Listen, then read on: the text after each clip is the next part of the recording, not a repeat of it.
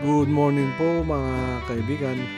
At ito na nga po, dumating na po yung ating rain zone na gawa ng Z-line.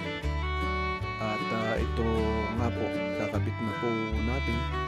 At pakita po natin kung paano po style ang pagkakabit o paano po kinakabit ito dun sa wall.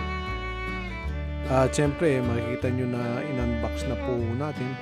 At ito naman yung kanyang extended na papunta doon sa itaas sa may ceiling. At minarkahan na rin po natin kung saan po ang kanyang location at pati yung height at saka yung kalagitnaan ng range hood. Kasi sinukat na po ito at meron na pong plano. At siyempre, atin pong sinusundan ng drawing. Una po sa lahat, ito po ay kinukuha natin ng measurement. Yung dalawang butas na nasa itaas, ito po. At saka yung ibaba po ng range hood.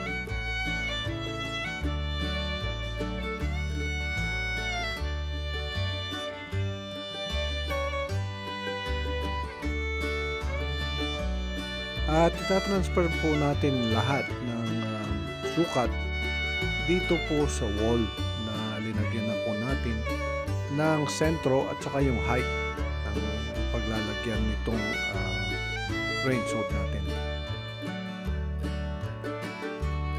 At syempre po yung ating pagsukat, kung halimbawa 10 inch po yung butas sa butas ng range hood, ay syempre di-divide po natin sa dalawa para 5 inch papunta sa kaliwa at 5 inch din papuntang kanan.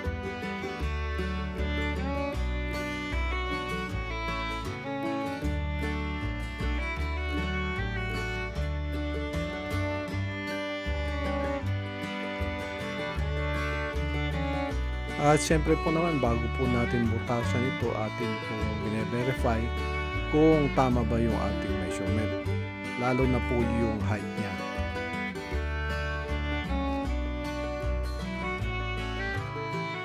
At dito naman, ginagamitan natin muna ng pilot drill.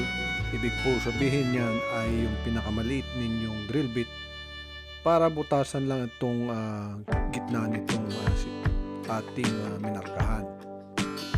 At ito pong drywall na to ay unti-unti natin pong bubutasan ng mas malaki ng konti hanggang sa makuha po natin yung tamang sukat.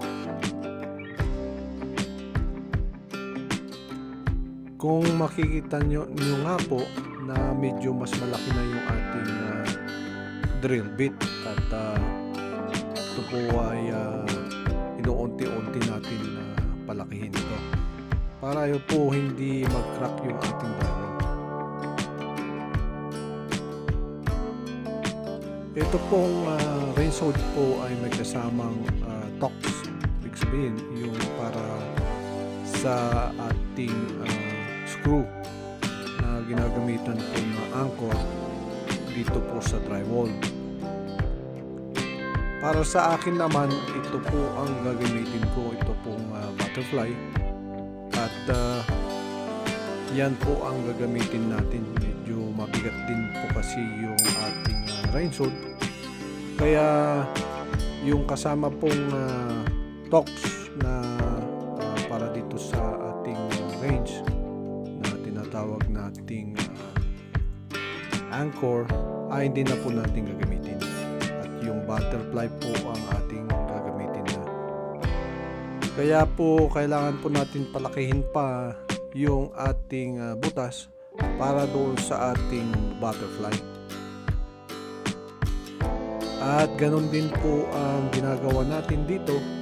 Atin pong inuunti-unting pinapalaki yung butas hanggang makuha natin yung tamang sukat po ng ating butterfly.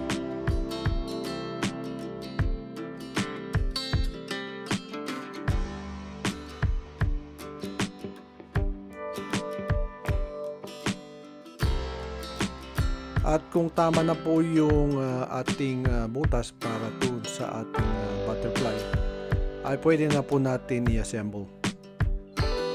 At syempre wag po natin kakalimutan na i-label ito, at yan po ay isang importante. At syempre kung makikita nyo nga po, ito po ay label na label. At yan po yung install na ating butterfly ay nakalagay na po. At opo, 2 tornilyo lang po ito, kaya po ako nag-upgrade ng butterfly.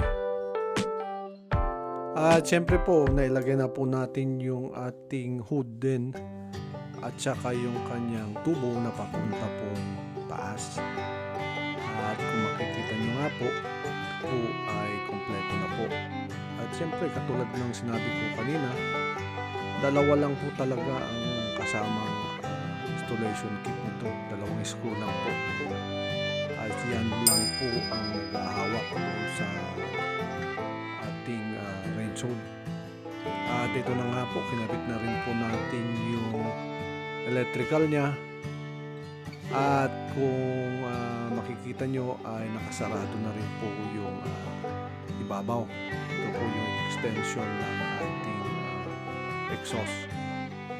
Muli po nagpapasalamat si Pinoy Espeña, at syempre huwag niyo pong kalimutang mag-likes at mag-subscribe. Salamat po muli.